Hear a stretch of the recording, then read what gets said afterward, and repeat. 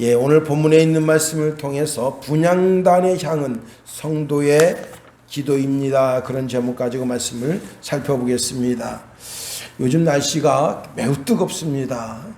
이 뜨거운 날씨 속에 냉수 한 그릇은 얼마나 귀한지 몰라요. 우리 이제 다 냉장고가 있어서 냉장고에서 냉수 한 그릇 갖다가 마시는 것은 쉬운 일입니다. 그러나 예수님 당시에 냉수 한 그릇이 얼마나 귀합니까? 예수님 당시에는 무슨 냉장고가 있는 것이 아니고 냉수 한 그릇을 대접하려면 우물에서 물을 길어야 그 물이 가장 찬 물입니다. 그런데 지금 내 앞에 있는 사람이 그 사람이 소자예요. 소자라고 하는 말 뜻은 그 시대로부터 무시당하는 그런 인물이라는 뜻입니다. 백도 없고 배경도 없고 별 볼 일 없는 사람인데 무시당하는 그 사람에게 그 사람이 물 한 그릇 얻어 마실 수 있겠나요? 했을 때 그 사람에게 이리 오시오. 그리고 우물문을 이스라엘 사람 다 우물문을 다 닫아둡니다. 물이 귀해서 우물문을 열고 거기 두레박을 내려서 물을 차가운 냉수 한 그릇을 대접하는 그것을 예수님께서는 마태복음 10장 42절에 누구든지 제자의 이름으로 이 작은 자 중 하나에게 냉수 한 그릇이라도 주는 자는 내가 진실로 너희에게 이르노니 이 사람이 결탄코 상을 잃지 아니하리라 하시니라 했습니다. 여기 상이라고 하는 것은요, 하나님 아버지의 보상함이 있다는 거예요. 하나님 아버지의 보상함. 여러분, 이번에 배구를 참 잘했습니다. 상대방이 너무 강해서 그렇지 오늘 아침에도 배구를 하는데 참 힘들겠다 그런 생각을 제가 가지게 됐습니다. 근데 배구를 지원하는 기업에서 이번에 금메달 따면 억대 보상을 해주겠다 했습니다. 어떤 일을 함에 있어서 그 일에 대한 결과로 보상을 해주는 것, 그게 오늘 예수님이 말씀하신 상입니다. 그래요. 우리가 예수 그리스도의 이름으로 선을 행하는 모든 일에 하나님께서는 상을 베풀어 주시겠다 말씀하십니다. 여러분, 그 배너라고 하는 영화를 보셨는지 모르겠는데 그 배너라는 영화를 보면 예수님이 십자가를 지시고 골고다 언덕을 향하여 올라가십니다. 그러다가 그 십자가가 너무 무거워서 그만 넘어지셨습니다. 그때 그 배너가 그 예수님을 쳐다보는데 예수님 입술이 아주 바짝 말랐어요. 입술이 이렇게 까지고, 그리고 참 자기 보기에도 측은지심입니다. 그래서 자기가 가지고 있던 냉수를 예수님에게 마시게 합니다. 그런데 원래 배너의 그 어머니하고 누이가 문둥병에 걸렸습니다. 그것으로 고통당하고 있었는데 그 냉수 한 그릇을 주님 받으시고 배너를 보고 그 두 여인을 쳐다봅니다. 순간적으로 그 몸에 있는 문둥병이 낫게 됐습니다. 여러분, 배너가 뭐 위대한 일을 했나요? 아니잖아요. 냉수 한 그릇을 지극정성으로 대접할 때 주님께서 그 상을 그 어머니와 누이에게 허락해 주신 것입니다. 그렇습니다. 여러분, 날씨가 더워서 짜증나기 쉬운 계절입니다. 그런데 더 겸손하게 더 온유한 마음으로 상대방을 섬길 수 있게 되기를 예수님의 이름으로 축원해 드립니다. 아브라함도요, 아주 날씨가 뜨거운 날, 너무 날씨가 뜨거워요. 여러분, 그 이스라엘 사람, 특별히 이제 아브라함은 장막이라고 하는 것이 뭐냐면 텐트거든요. 텐트 안이 엄청나게 더워요. 그래서 텐트 안에 도저히 있을 수가 없어. 그래서 텐트 문 열고 바로 이제 이 텐트를 어디에 쳤는가 하면 상수리 나무 근처 그 그늘에 이제 그늘이 텐트를 가려서 조금 시원해지라고 거기에 쳤는데 거기 문턱에 나와 이렇게 앉아 있는데 세 분이 지나갑니다. 근데 그 세 분 중에 한 분이 성육신 하시기 전 예수님이에요. 근데 아브라함은 지나가는 이 세 사람이 그냥 사람이라고 생각하지 그 세 분 중에 한 분이 성육신 하시기 전 예수님이시고 두 사람이 천사라고 어떻게 생각합니까? 그런데도 아브라함은 가서 따뜻하게 영접하면서 절하면서 저희 집에 오셨으면 저희 집에 오셔서 쉬시다 가십시오. 제가 발을 또 깨끗하게 닦아드리고, 그리고 이제 마실 물도, 그리고 치즈와 버터와 우유 맛있는 거 해서 대접할 테니까 여기다 쉬시다 가시시오 하니까, 그때 성육신 하시기 전 예수님께서 내 말대로 그리하라 합니다. 그리고 그분이 그 가정에 이제 거기서 융숭한 대접을 받죠. 그리고는 그 집에 보상을 해주십니다. 어떤 보상을 해주시는가 하면, 그 집에 아직도 아들이 없어요. 아브라함이 나이가 지금 99세고 사라가 89세가 됐는데 자식이 없어요. 이제 1년이 지나면 너 집에 자식이 있겠다 하십니다. 사라는 비웃었어요. 그런데 하나님께서 그 비웃음을 진정한 웃음으로 바꿔주셔서 이름을 이삭이라 하시라. 우리 하나님 참 유머가 있으신 분이에요. 네, 웃습니다. 이 가정의 진정한 기쁨의 웃음을 내가 주겠다. 야곱도 삼촌 라반의 집을 향해 가고 있다가 베델 광야에, 루스 광야죠, 거기서 잠을 자게 됩니다. 돌 하나 베개 삼고 이렇게 자고 있는데, 자다가 비몽사몽간에 눈이 떴는데 사다리가 하늘로부터 쭉 해서 자기 앞에 다 있어요. 그리고 그 사다리로 천사들이 오르락 내리락 하는데, 그 사다리 끝을 이렇게 보니까 여호와 하나님이 거기 서셔서 이렇게 내다보고 계십니다. 그리고는 음성을 주십니다. 나는 여호와니 너의 조부 아브라함의 하나님이요 이삭의 하나님이라. 내가 누워있는 땅을 내가 너와 내 자손에게 주리니 내 자손이 땅의 티끌같이 되어 내가 서쪽과 동쪽과 북쪽과 남쪽으로 퍼져나갈지며 땅의 모든 족속이 너와 내 자손으로 말미암아 복을 받으리라. 내가 너와 함께 있어 내가 어디를 가든지 너를 지키며 너를 이끌어 이 땅으로 돌아오게 할지라. 내가 내게 허락한 것을 다 이루기까지 너를 떠나지 아니하리라. 깨서 보니까 꿈이었어요.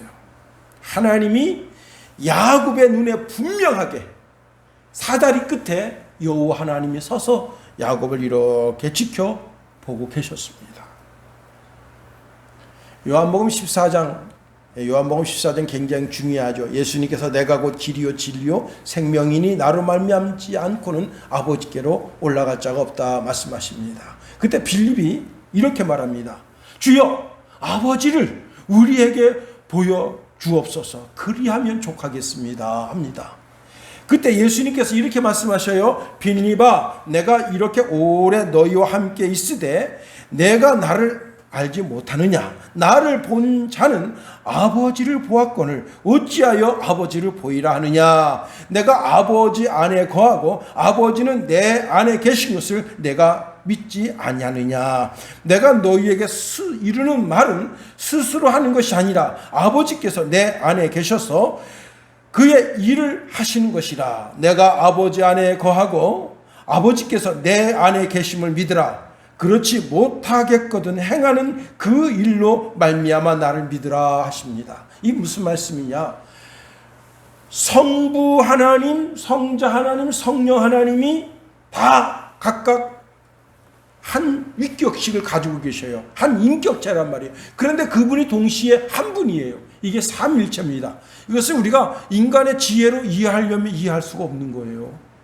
예, 신학교에는 삼위일체 학이라는 학문도 있습니다. 그러나 학문적으로 아무리 파고 들어가 봐도 이게 인간의 지혜로 이해될 수 있는 그런 지혜로운 것이 아니에요. 지식적인 것이 아닙니다. 삼일체는 그래서 신앙적인 거예요. 자, 예수님을 본 것은 곧 하나님 아버지를 본 것과 같다 말씀하신 것입니다. 요한복음 1장 14절에 보니까 말씀이 육신이 되어 우리 가운데 거하시며 우리가 그의 영광을 보니 아버지의 독생자의 영광이요 은혜와 진리가 충만하더라 말씀하셨습니다. 예수님이 이 땅에 우리를 구원하시기로 오실 때도 우리 눈으로, 인간의 눈으로 분명히 보이는 형체를 가지고 오셨습니다. 자, 구약 성경에 가장 신비롭게 성육신 하시기 전 예수님을 만난 장로님들이 출애굽기 말씀에 소개되고 있습니다. 당시 이 70인의 장로들이 있었는데 출애굽기 24장 9절에서 11절에 보면 모세, 아론, 나답, 아비후 70명이 하나님의 산 중턱까지 올라가게 됩니다. 거기에서 그들은 하나님을 보았어요. 출애굽기 24장 11절에 보니까 하나님이 이스라엘 자손들의 존귀한 자들에게 손을 대지 아니하셨고 그들은 하나님을 뵙고 먹고 마셨더라 했어요. 그리고 하나님이 계신 그 보좌는 청옥. 여러분, 우리가 하늘에 구름 하나 없는 날, 참 하늘이 그냥 진짜 진파랑이죠, 진파랑. 응? 그런 것처럼 하나님의 그 발 앞에 청옥으로 쫙 돼 있습니다. 그리고 그 장로들이 그 하나님을 뵙는데, 여러분 지금 장로님들이 지금 모세가 장로님들 다 나오세요. 그래서 왔어요. 이 장로님들이 어제까지 어떤 삶을 살았습니까? 아주 깨끗하고 고결하고 정결하고 아무 흠도 티도 없는 삶을 살았나요? 아니잖아요. 응? 어제도 비록 내가 장로지만, 내가 비록 목사지만, 내가 권사지만, 내가 비록 성도지만 어제까지 사기치고 도둑질하고 못된 짓 하다가 오늘 안식일 돼서 내가 주의 전에 나왔구만. 그리고 주의 전에 나와서 어떡합니까? 하나님, 내가 하나님 뜻대로 산다고 했지만은 그렇게 못 사는 걸 용서해 주세요 하고 하나님 앞에 예수 그리스도 이름으로 기도함으로 죄를 씻은 그런 죄인이잖아요. 그런 의인이잖아요. 그런 아직도 세상에 죄악이 묻어있는 그런 연약한 모습이지만 그 모습을 가지고 하나님의 산 신의 산에 올라갔을 때 하나님이 그들을 죽이지 않으셨다는 거예요. 그들을 손대지 않으셨다는 거예요. 왜? 오히려 하나님은 그들을 존귀한 자로 여겼다는 거예요. 아주 귀한 자로. 여러분, 세상의 장로님들 아주 귀한 분들입니다. 존귀한 분들이에요. 그분들 앞에 머리를 숙이는 것은 하나님의 말씀에 순종하는 것입니다. 장로가 뭐 저래 그렇게 말해서는 안 되는 거예요. 아주 장로님들은 귀한 분들입니다. 여러분, 세상 사람의 눈으로 보면 대통령이 귀하죠. 우리 문재인 대통령 됐을 때 얼마나 귀했습니까? 이제 앞으로 한 8개월 남았는데 이 천하의 몹쓸 놈이 문재인 아닙니까? 응? 간첩이나 측근에다 두고 그래 지금 발칵 뒤집힌 거 아니에요. 더 발칵 뒤집힌 것은 뭐냐면 그 북한 지령 225호실 지령을 받아 사회 저명한 인사들을 많이 포섭하라. 근데 거기 목사들이 포섭된 거예요 지금? 에? 와, 뭐 이 사람들 뭐 싱가포르 막 들어가고 뭐 어디 들어가서 막 거기서 막 어떤 분인지는 모르겠지만은 돈은 열심히 받았는데 일을 하나도 안 해가지고 225호실에서 그놈 지금 뭐 하고 있나 한번 뒷조사를 해봐라. 그래가지고 뒷조사를 했는데 돈만 먹고 튄 거예요. 나 참말로 기가 막혀. 응? 지금 나라가 발칵 뒤집힌 거예요. 문재인 정부는 간첩 잡지 마라 말이야. 그랬는데도 간첩을 잡은 거예요. 4명을 잡았는데 지금 3명은 지금 다 혈서를 쓴 거 아니에요. 손가락을 찢어가지고 혈서로 김정은 장군님에게 죽기까지 충성 맹세합니다. 야, 여러분 하나님 앞에 그런 충성 맹세할 수 있겠어요? 손가락을 이렇게 해가지고 하나님 나 죽기까지 하나님께 충성 맹세합니다. 사랑합니다. 쓸 수 있겠어요? 야, 못 쓰는 사람들인 것 같아. 이 사람들 큰일 났네. 하나님 제일 먼저 사랑하고 하나님 제일 주의로 살아가겠다고 아까 기도도 하던데 응? 혈서는 못 쓰겠습니까? 응? 그런데 목사가 어찌 거기다 대고 충성 맹세합니까? 응? 그 사람은 목사도 아니죠. 보니까 그 사람이 자세한 건 모르겠습니다만 2015년 그때 벌써 이미 발각돼 가지고 그때부터 그 간첩질을 했는데 여지까지 간첩질을 하고 있는 거예요. 참나. 세상 사람들 눈에 보면 대통령이, 장관이, 차관이, 도지사가, 춘천시장이 존귀한 사람처럼 보이지만 여러분 다 뒤켜보면 더럽고 추한 것들이 얼마나 많습니까? 그런데 하나님은 하나님의 백성 가운데 장로들을 귀하게 여기시는 거예요. 여러분, 장로 집안에서 장로 나오기가 쉽지가 않아요. 그런데 여러분, 장로 집에서 장로 나온다고 생각해 보세요. 그 집이 얼마나 귀합니까? 그런데 더 귀한 게 있어요. 장로 집안에서 목사 나와 보세요. 얼마나 귀합니까? 목사가 평생 하나님 앞에서 하나님 섬기며 살며.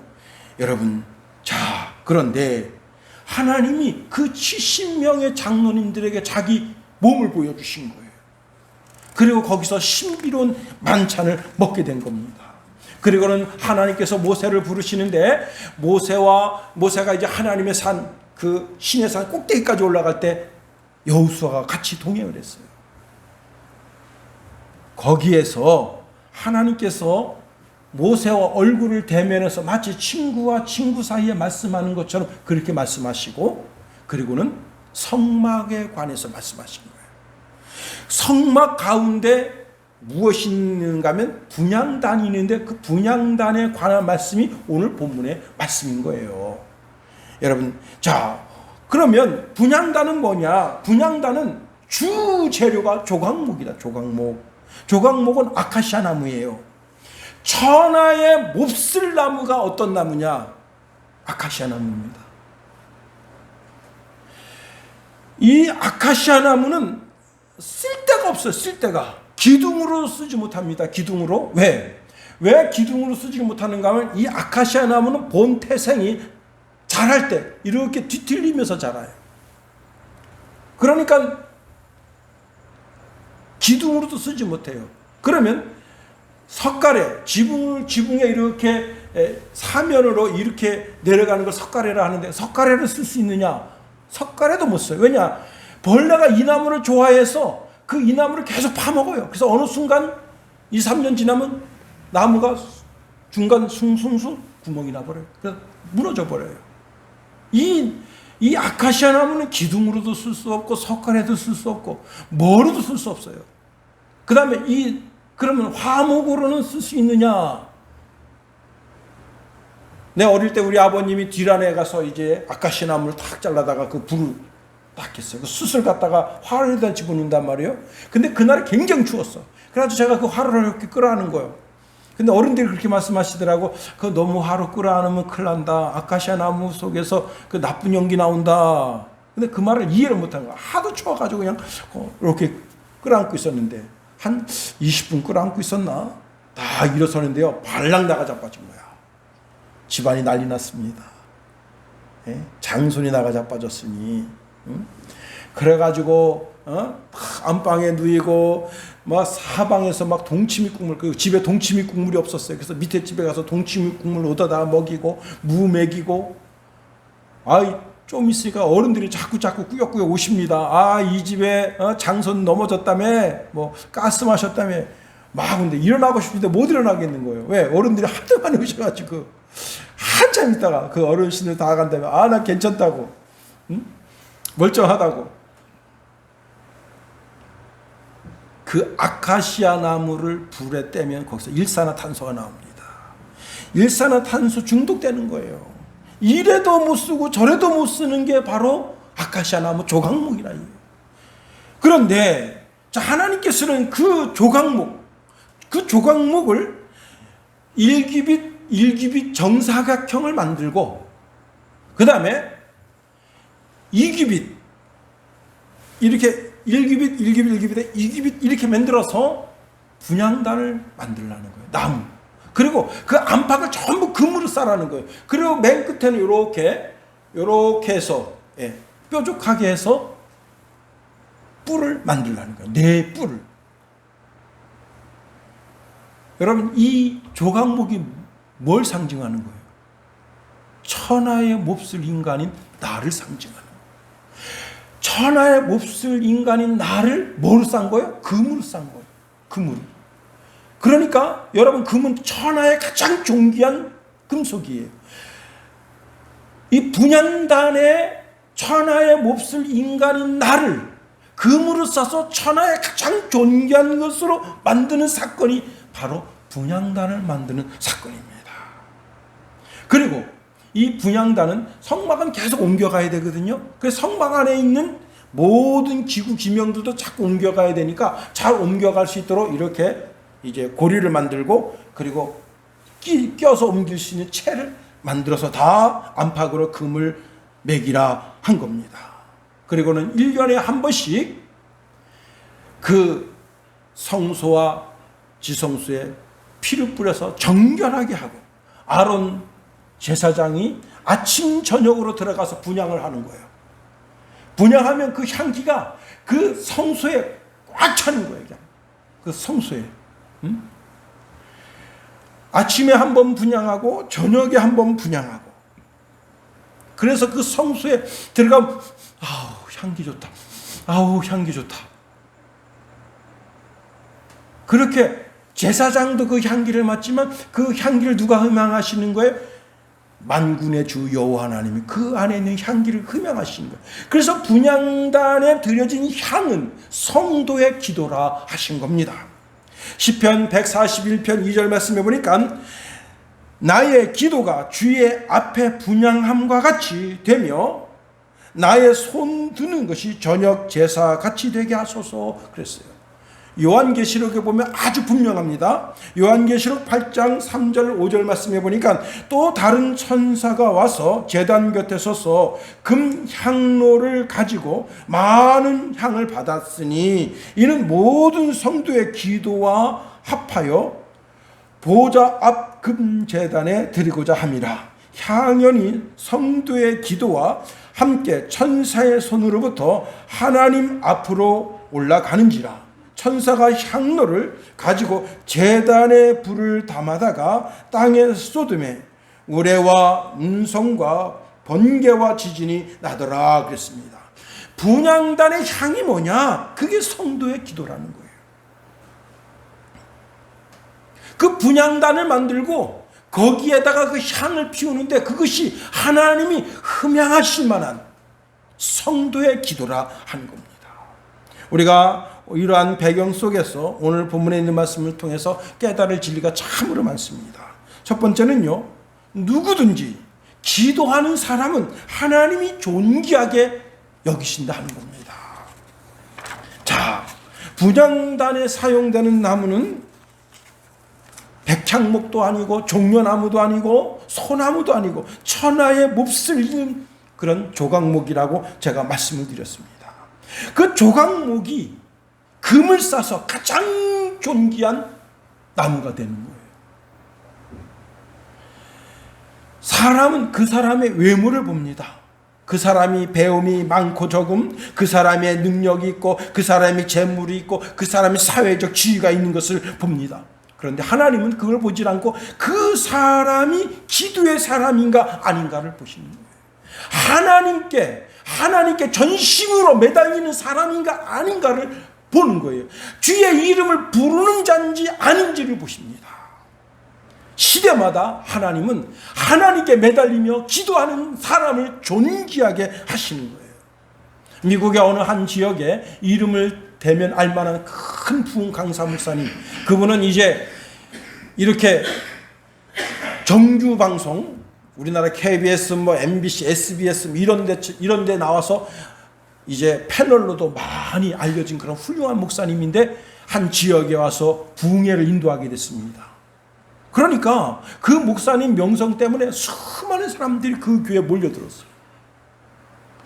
이 목사님이 이 사람들을 설교를 하면서 크게 영적인 부흥을 일으켜야 되는데 그저 그 정규 방송에 나와서 그 너스레한 그런 소리 하는 것, 사람 귀에 듣기에 좋은 그런 소리 하는 것, 그것 보고 그 명성 보고 왔기 때문에 성경에 있는 진리의 말씀을 아무리 증거해도 이 사람들이 왜 저런 말을 하고 있어 하고 생뚱맞게 쳐다보는 거예요.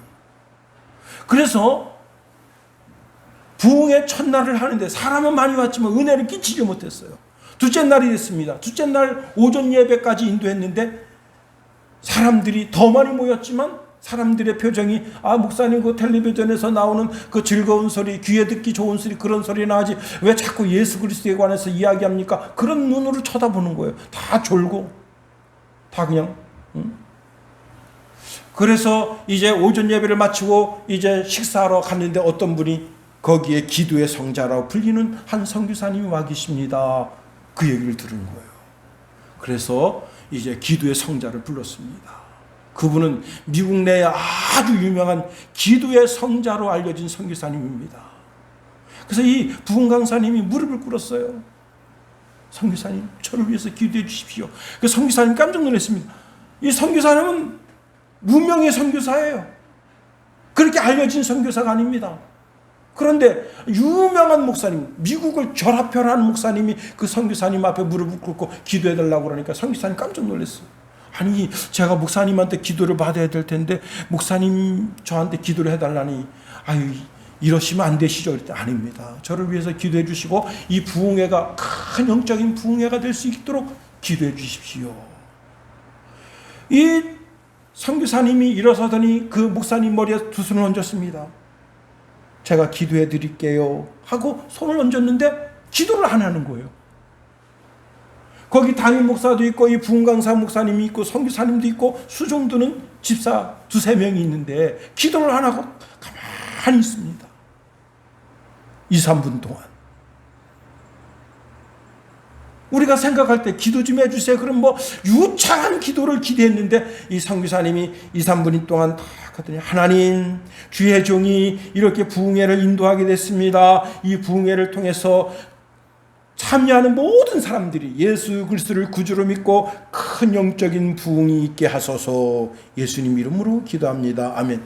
기도도 너무 간단하고, 그래서 거기 있는 사람들이 기도의 성자라고 했는데 뭐 유창한 기도를 할 줄 알았는데 그것도 아니네.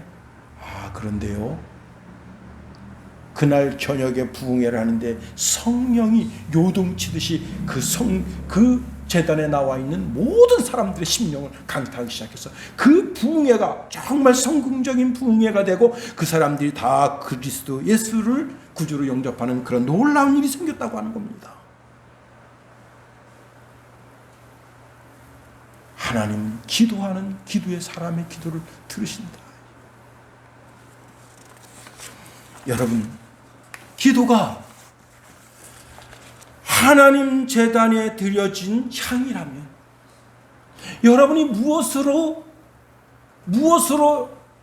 여러분의 진정을 하나님, 천국에 있는 하나님 앞에 진정을 쏟아놓을 수 있겠어요?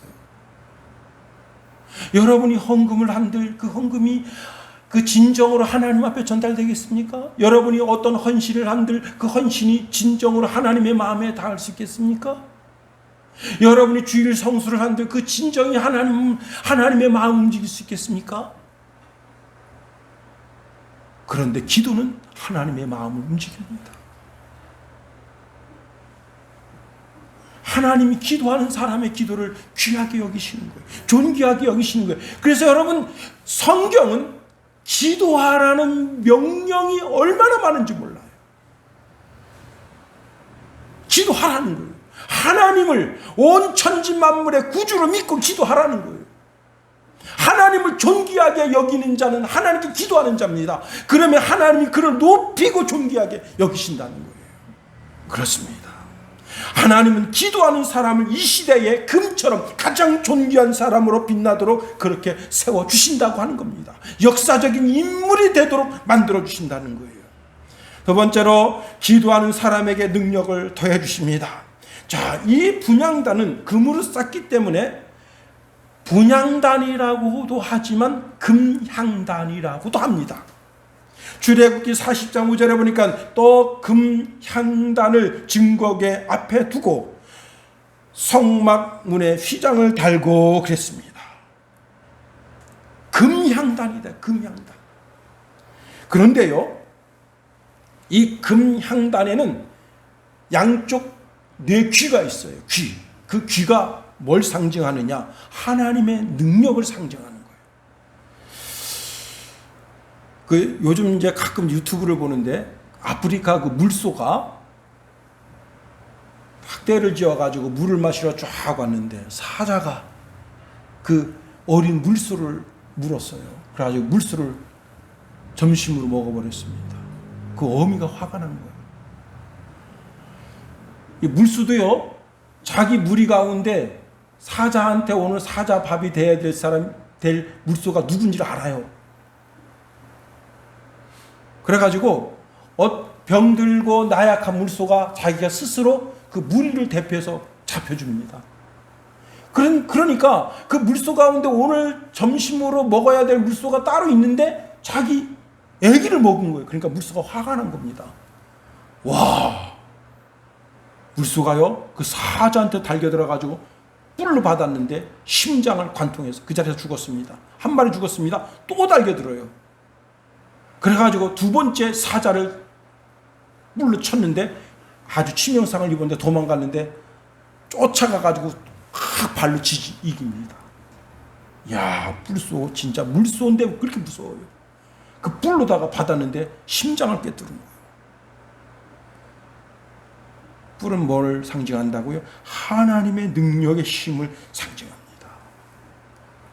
여러분, 성도가 기도할 때 그 기도가 하나님의 능력을 덧입게 되는 거예요.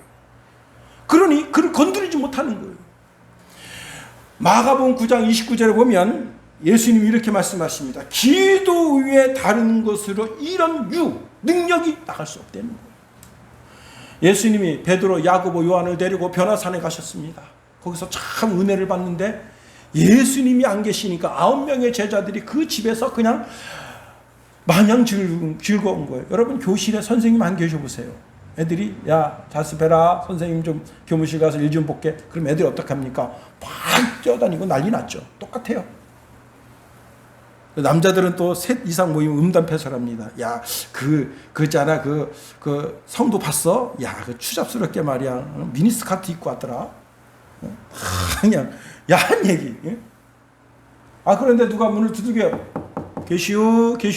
아, 그래서 딱 보니까 얘가 어린 애기가 귀신 들려서 물에도 들어가고 불에도 들어가고 좌우 분간을 못해. 그 고쳐달라. 그러니까 그 전날에 예수님 명령받아서 나가서 귀신도 내쫓고 막 놀란 기적과 이적을 행한 사람들이 예수님의 제자들입니다. 서로 고쳐주려는데 귀신이 안 나가. 그래서 아주 곤란한 지경이 됐어요. 그때 예수님께서 오셔서 이제 그 아이의 귀신을 내어 쫓아주시고 제자들과 함께 그 방에 들어갔습니다. 제자들이 물었어요. 예수님, 왜 우리가 그 귀신을 못 내쫓았죠? 그때 예수님께서 말씀하신 거예요. 기도 외에는 이런 능력이 나갈 수 없다 했어요. 아무리 유명한 목사라도 기도하지 않는 목사, 아무리 유명한 장로라도 기도하지 않는 장로, 아무리 유명한 권사라도, 아니 이 시대를 움직이는 어떤 누구라도 기도하지 않으면 하나님의 능력이 나갈 수가 없는 거예요. 그런데 아무리 작은 나라도 기도하면 하나님의 능력, 다시 말하면 향단에 있는 그 뿔이 아주 날카롭게 세워지고 사단의 권세를 쪼개게 되는 거예요. 여러분, 기도는 그와 같은 힘과 능력이 있는 거예요. 정재훈 박사라고 혹시 여러분 아십니까? 제가 설교 준비하면서 이분을 부르는 이름이 많은데요. 기적의 사나이라. 미국 나사에서 이 사람을 기적의 사나이라고 부른대요. 그런데 이분이 뭘 만들었는가 하면 1986년 1월 28일 날 미국 우주산업에 대치명적인 사건이 있었습니다. 그게 뭐냐면 챌린저호가 1분 12초 만에 폭발했어요. 거기에 초등학교 교사를 포함한 7명이 타고서 한순간에 다 죽어버렸어요. 미국의 가장 치명적인 사건입니다. 그런데 이 정재훈 박사가 그걸 보면서 하나님, 내가 저 우주선을 고칠 수 있는 힘 제게 주십시오. 그래가지고 이들이 뭐를 하게 됐는가 하면 이제 그 연료가 얼어가지고 연료가 제대로 들어가지 않게 되면서 폭발이 일어난 거거든요.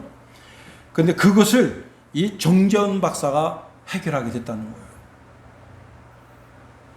그 정재훈 박사가 하나님께 기도하는데 하나님께서 내가 너를 통해서 반드시 우주선을 새롭게 하도록 하겠다. 음성을 받았습니다. 그래서 이제 나사에다 전화했어요. 그 지금 연료가 오는 그 시스템을 내가 해결할 수 있습니다. 근데 나사에서 콧방귀 낀 거예요. 아니, 한국에 있는 과학자, 당신이 말이야, 미국에 말이야, MIT도 있고 막 그런데 허접한 나라에서 와가지고 뭘 그걸 고치겠다고 하느냐. 근데 여러분, 한국에 뭐 했죠? 보일러가 있잖아요, 보일러. 보일러 알아요, 몰라요? 보일러가 있잖아. 보일러 시스템을 정재현 박사가 생각했대요. 그래가지고 1차로 했는데 1차가 안 됐어. 2차로 했는데 2차 안 됐어. 그래서 정재현 박사 당신 와서 한번 해봐라. 그 보일러 시스템을 돌린 거예요. 그래가지고 그걸 1차, 2차도 안 됐는데 정재현 박사 그게 채택이 된 거예요. 그래서 어떤 나사 직원이 물어봤대요. 당신의 그 지혜는 어디서 옵니까? 물어봤대요. 정재현 박사가 당당하게 말했습니다. 내 모든 지식, 지혜는 새벽 예배 때 옵니다. 새벽 4시에 일어나서 교회를 가면 여러분 5시에 새벽 예배 드리는데 4시에 일어나야 되는 거예요. 왜냐하면 미국은 가까이 있지 않고 다 50분씩 이렇게 차를 타고 가야 되거든. 그 새벽 예배 한 번 드리는 것도 쉽지 않아요. 새벽 예배 차 타고 딱 1시간 가서 새벽 예배 30분 예배 드리고 한 시간 딱 기도하고, 그리고 자기 집에 오면서 차 타고 가면서 하나님께 기도하고, 또 새벽 예배 마치고 또 기도하고, 차 타고 오면서 기도하고, 하나님 내게 지혜를 주십시오. 제게 명철함을 더해 주시옵소서. 그때 하나님께서 그 뿔을 아주 강하게 날카롭게 해주시는 거예요. 기도할 때마다 그렇습니다. 여러분, 기도할 때마다 세상 사람들이 생각하지 못한 지혜를 주시는 거예요. 공부를 많이 해서 공부가 되는 게 아니에요. 여러분, 우리나라 서울대 학생들이 얼마나 공부 많이 합니까? 응? 하나를 알려주면 열을 안다는데 서울대 학생들은 열이 하나 100을 알아요. 그런데 여러분 잘 보세요. 서울대 학생 그렇게 똑똑하고 박식하고 우리나라의 모든 학문을 졸업해라는데 대통령 한 명 못 나왔어요. 왜? 똑똑한 사람이 대통령 되는 게 아닙니다. 응? 하나님께서 한 시대 인물을 내실 때 여러분 하나님 앞에 부르짖고 기도해서 정말 그 뿔이 아주 날이 섰습니다. 사단의 권세, 괴계를 능히 쪼갤 수 있는 그런 능력의 사람, 지혜의 사람, 그런 사람이 다 될 수 있게 되기를 예수님의 이름으로 축원해 드립니다. 역대하 16장 9절 말씀해 보니까 여호와의 눈은 온 땅을 두루 감찰하사 전심으로 자기를 향하는 자들을 위하여 능력을 베푸신다 했어요.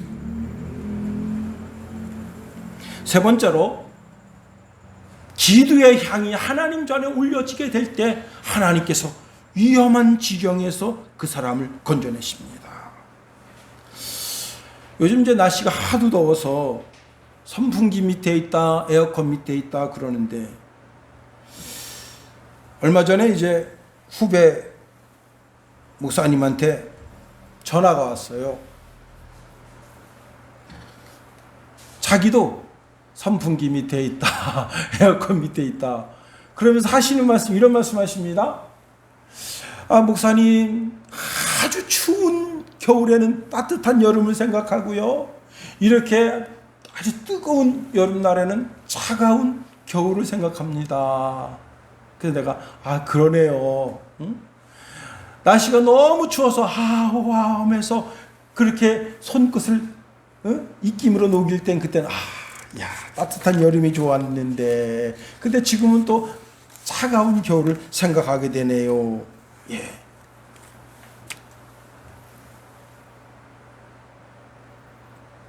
차가운 날씨 속에 따뜻한 여름을 생각하고, 따뜻한 여름 속에 차가운 겨울을 생각하는 것은 정상적인 사람이에요. 그러나 이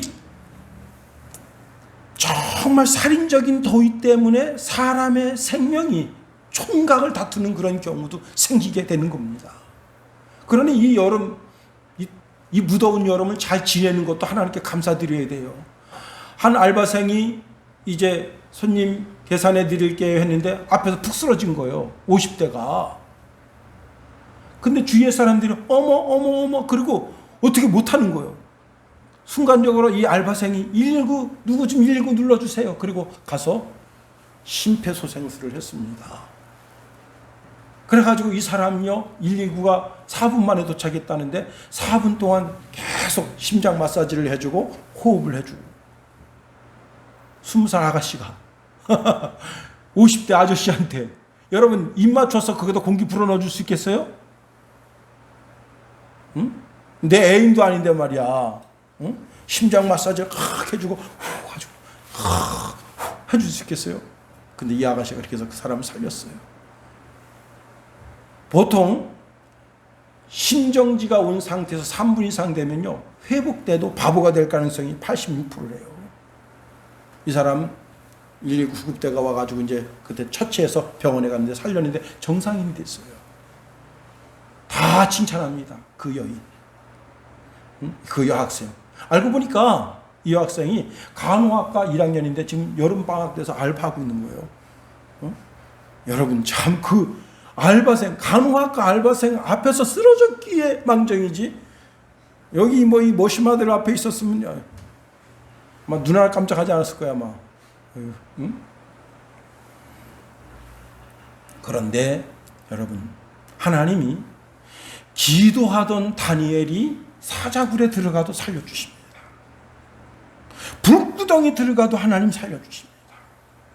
사도행전 16장에 보면 바울과 실라가 얼마나 얻어 터졌는지. 여러분 유대인들은 40에 하나 감한 매를 때릴 수 있어요. 그러니까 39대까지 때릴 수 있어. 하루에. 그 이튿날 지나면 39대 또 때릴 수 있어. 그러나 이방인들은 그런 게 없어. 무작정 패요. 자기 마음의 원이 풀릴 때까지 패는 거야. 그러니까 바울과 신라를 거의 죽도록 팬 거예요. 왜? 우리 동네 사람이 아니거든. 유대인 놈들이거든. 행색이. 그러니까 막 거반 죽도록 패가지고 경찰서 유치장에 갖다 집어넣는 거예요. 바울과 신라가 어떻게 했습니까? 밤새 거기서 감사 찬송 드린 거예요. 아니 매 맞고 감사 찬송 드리는 거 여러분 쉬운 거 아닙니다. 응? 감사 찬송하고 기도하고 감사 찬송하고 기도하고 매 맞은 것에 대해서 감사하고 우리가 그리스도의 고난에 동참하니 감사. 그러니까 이 매 때린 이 교도관이 참 신기한 놈들이다. 매 때렸다고 감사하다고. 아 그런데 말이죠. 한밤중 아주 깊은 밤 2시 3시 된데 막 그냥 지진을 하면서 옥문이 다 깨져버린 거예요. 다른 예수들이 다 도망갔는데 바울과 신라는 거기 있었던 거예요. 그래서 어떻게 했습니까? 그 간수장을 예수 믿게 했잖아. 응? 여러분 기도는 가장 절박한 가운데 드려지는 기도는 그 기도 때문에 그 사람의 그 영혼을 살린다. 실제 있었던 일인지 아닌지는 모르겠는데 어제 설교 준비하다가 어떤 목사님이 당신 설교에다 이 글을 써놨더라고요. 그래서 제가 한번 여러분에게 소개하는데 한 예수 잘 믿는 청년이 최전방 철책에 가서 근무하게 됐어요. 근데 이 원래 어렸을 때부터 이제 그 기도 생활을 하고 그래가지고 신앙 생활에 투철한데 군대 이등병으로 가니까 뭐 교회를 갈 수가 있나. 철책에는 예배 드리러 가는 건 거의 불가능해요. 그래서 너무 심령이 답답해서 어디 기도하려고 해도 이등병이 일병이 어디 가서 기도할 수 있어요? 기도 못하지. 그래가지고 자기가 가장 깊은 밤 12시서부터 2시까지 그 시간대가 근무 쓰겠습니다. 자원해가지고 자기 차무에 들어가서 거기서 무릎 꿇고 하나님께 기도한 거예요. 아버지 그렇게 기도 생활하면서 자기 영적으로 좀 살아나게 됐습니다. 한 달 정도 지냈는데 중대장이 불렀어요. 휴가증을 주면서 야 집에 갔다 와라. 여러분 군인들은요 휴가증이 진짜 이게 상 중에 최고상이 휴가증이에요. 그 강화 있지 강화. 그 강화 아빠 김포에서 간첩 잡았다고 야 국방부 장관이 6개월 휴가 주고 그 부대 지휘관이 6개월 휴가 줬대. 1년 휴가를 줬대요. 그리고 헬기 타서 자기 집에 보내줬대. 영천에 한 병사 하나가 영천 살고 하나는 성남 사는데 헬기 타서 성남에 내릴 데가 없어서 초등학교 운동장에 내렸대요. 여러분 대단하잖아. 1년 휴가야. 1년 휴가. 그리고 그 상병 이름 따서 그 부대 이름을 상병 이름을 바꾸고, 야, 참 멋집니다. 1년 휴가 갔대. 1년. 그리고 상금을 그때 당시 집 한 채 강남에, 여러분 지금 강남에 집 한 채가 14억 정도 간다는데 그거보다 더 큰 돈을 준 거예요. 와, 간첩 잡으러 가야 되겠어. 응? 그래서 이제 이 초병이 휴가를 다 갔다 왔는데 중대장이 뜬금없이 이렇게 물은 거예요. 너 아버님은 잘 계시냐? 예? 아, 너 아버님 잘 계시냐고. 아, 저희 아버님 아무 문제 없는데요.